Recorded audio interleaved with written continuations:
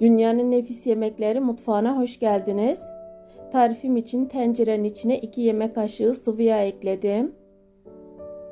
Ve şimdi doğranmış yarım kilo dana etini ekliyorum.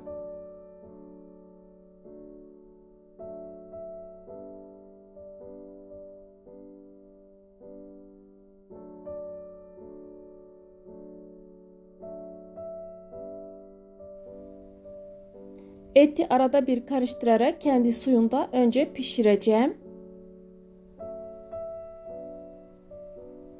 Suyunu güzel bir şekilde salsın diye kapağını örttüm ve kontrol ediyorum. Etimiz suyunu güzel bir şekilde saldı.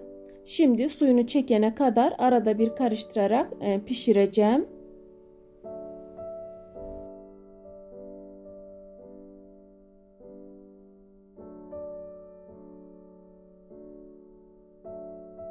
Eğer videomu beğenirseniz lütfen beğen butonuna basıp kanalıma da abone olursanız çok sevinirim. Videomla ilgili görüş ve önerilerinizi yorum kısmına yazabilirsiniz. Etimiz şu anda suyunu çekti ve üzerine şimdi 1 adet doğranmış soğan ekleyeceğim. Ve 1 adet ince doğranmış soğan ekliyorum.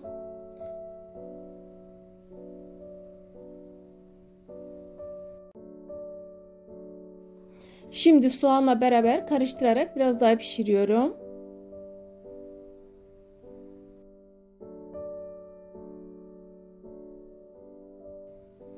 Etin pişirme süresi hayvanın çeşidine göre ve yaşına göre süresi değişebilir.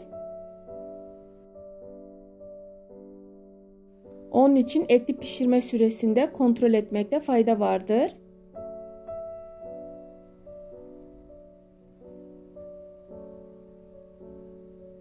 Bir yemek kaşığı tereyağı ekliyorum.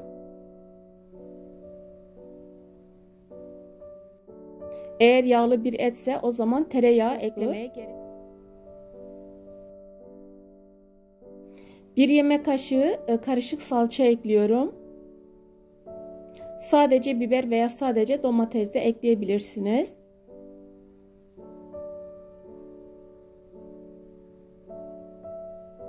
Bir su bardağı domates sosunu ekliyorum.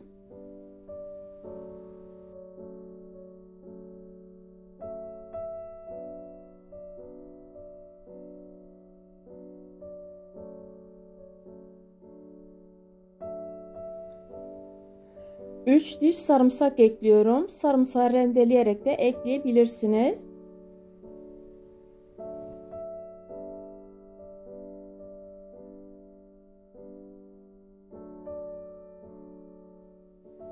Bir buçuk yemek kaşığı tuz ekliyorum. Et tuzu sever.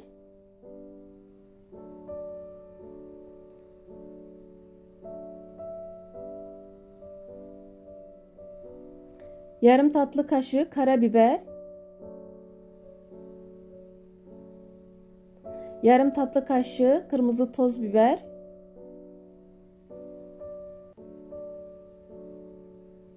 Yarım tatlı kaşığı da kekik ekliyorum.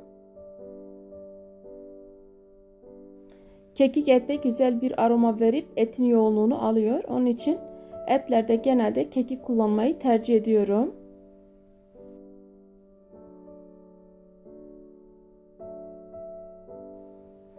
Yarım kilo doğramış olduğum patatesleri ekliyorum.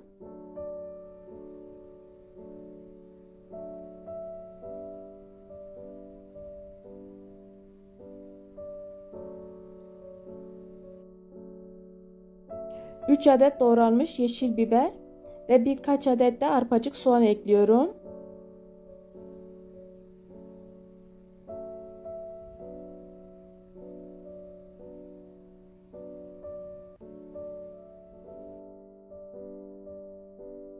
Pişmesi için 2 su bardak sıcak su ekliyorum.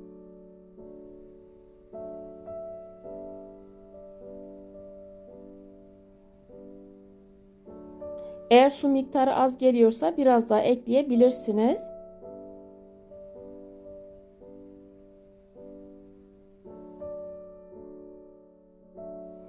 Şimdi düdüklünün kapağını kapatıyorum. Yemeği normal ateşte en az 45 dakika pişireceğim.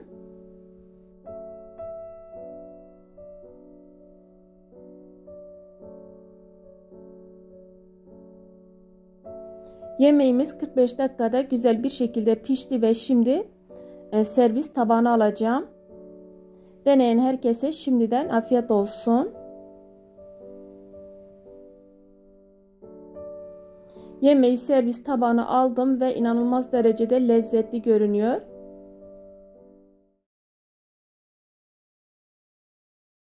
Şimdi hemen pilav tarifine geçiyorum. Tarifim için tencereye 2 yemek kaşığı tereyağı,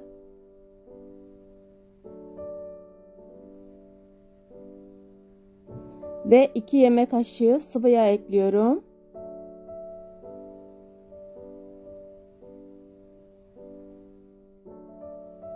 Yağ biraz eridikten sonra 2 su bardağı pirinç ekliyorum.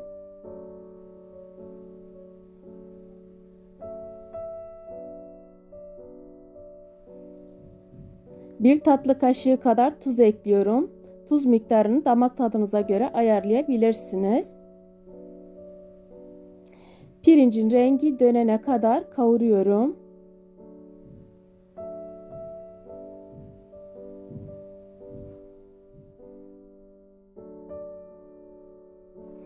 Pirinci yavaş yavaş karıştırarak kavuruyorum.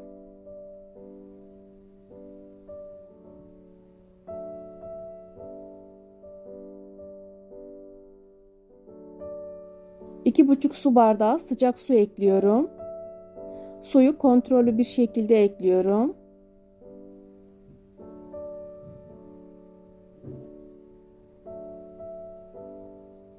Kullandığım bardağın hacmi 200 milim.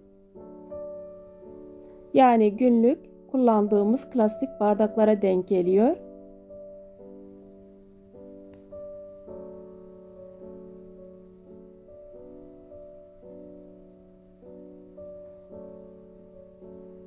Pilavın kapağını kapattım. Suyu çekene kadar pişireceğim. Suyunu çekti ve şimdi kontrol ediyorum.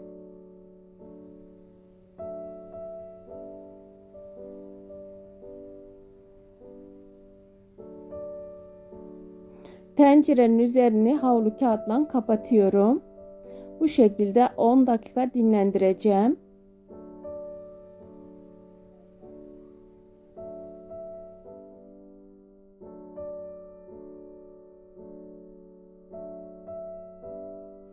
Pilavımız 10 dakika dinlendi ve şimdi havalandırıyorum.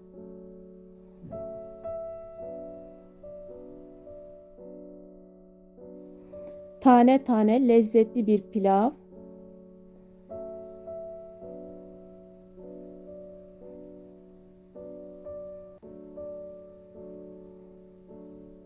Şimdi servis tabağına alıyorum. Servis tabağına almak için önce uygun bir kaseye dolduruyorum. Veya kasenin büyüklüğünü, küçüklüğünü kendinize göre ayarlayabilirsiniz. Pilavımız servise hazır. Deneyen herkese afiyet olsun. Şimdi daha yakından dokusunu gösteriyorum. Ne kadar tane tane olduğunu görüyorsunuz.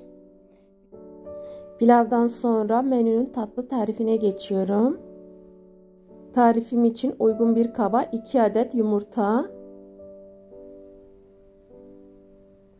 yarım su bardağı toz şeker,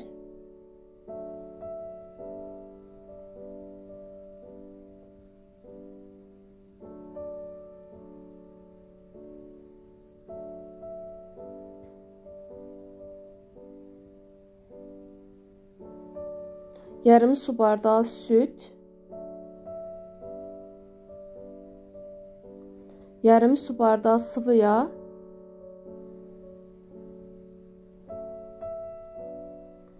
bir buçuk su bardağı un.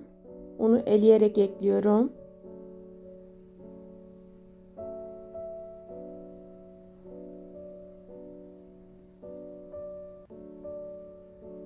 Bir paket vanilya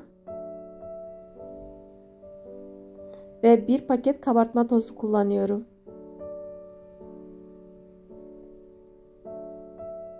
Şimdi malzemeleri güzel bir şekilde çırpıyorum.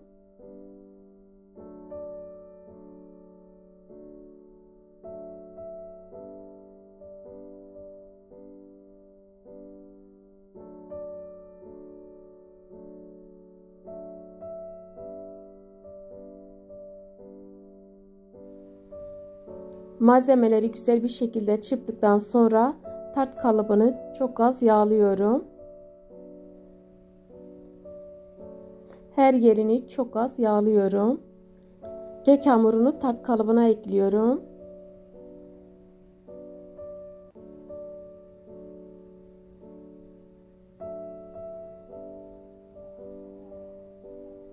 Isıtılmış 170 derece fırında pişireceğim. Kreması için tencereye 2 su bardağı süt,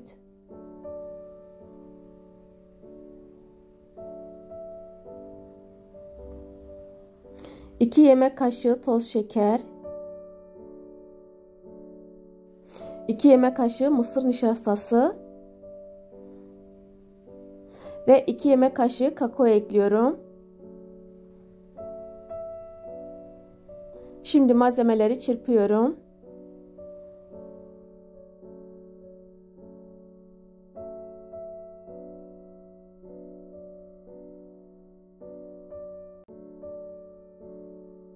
Malzemeleri çırptıktan sonra tencereyi ocağa aldım ve kremayı pişireceğim. Pişirene kadar sürekli karıştırıyorum.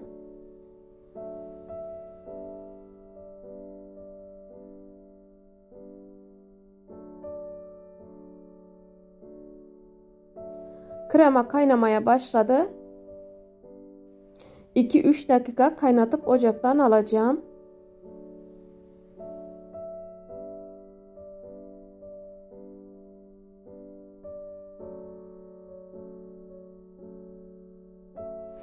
Bu arada kekimiz de pişmişti.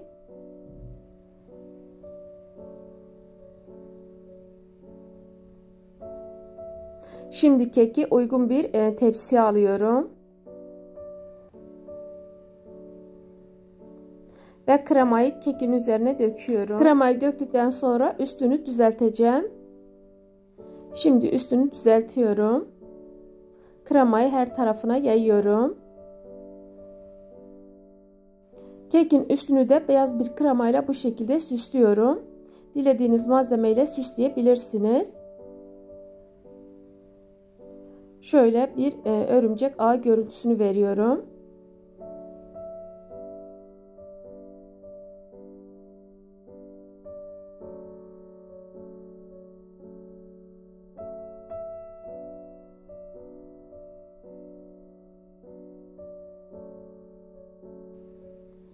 Kekimizin süsleme işlemi bitti.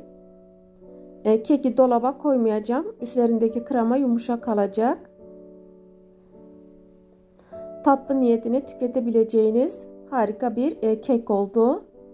Gördüğünüz gibi kreması yumuşak ve akışkan.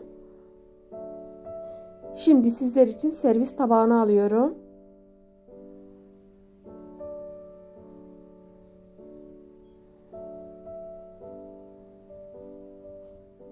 Tatlı görevini gören, lezzetiyle, yumuşaklığıyla nefis bir kek oldu. Deneyen herkese şimdiden afiyet olsun. Şimdi nefis bir salata tarifine geçiyorum. Tarifim için tavanın içine 2 yemek kaşığı kadar sıvı yağ ekledim ve üzerine doğranmış 1 adet soğan ekliyorum.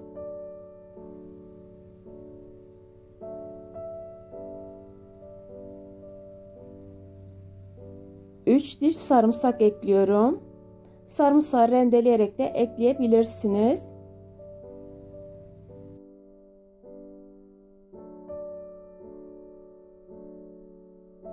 Soğanı biraz kavurduktan sonra bir demet doğranmış ıspanak ve tuz ekliyorum.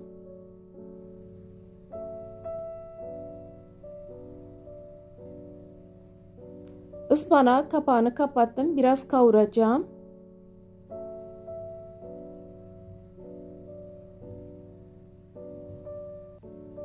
Ispanağın suyu yetersiz geldiği için 2 yemek kaşığı kadar su ekledim. Suyu çekene kadar kavuruyorum.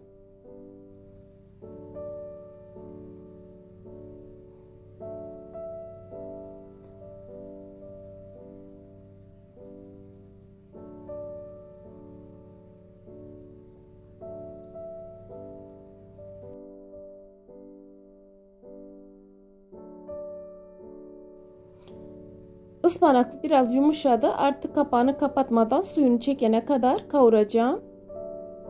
Suyunu çektikten sonra ocaktan alacağım.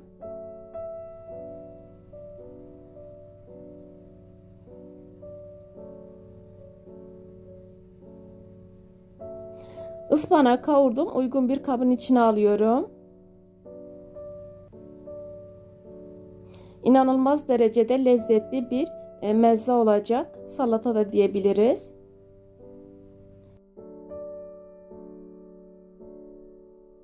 Bir su bardağı yoğurdu kaşıkla çırpıyorum. Telle çırpabilirsiniz.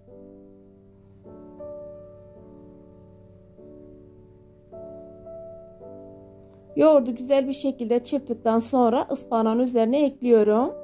Tuz eklemedim ben yoğurdun içine. Ve şimdi karıştırıyorum.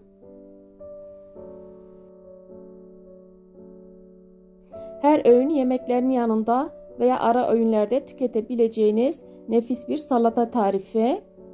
Şimdi üzerine pul biber ekliyorum. Pul biber güzel bir lezzet veriyor. Ispanak salatası hazır. Deneyin, herkese afiyet olsun. Hoşça kalın.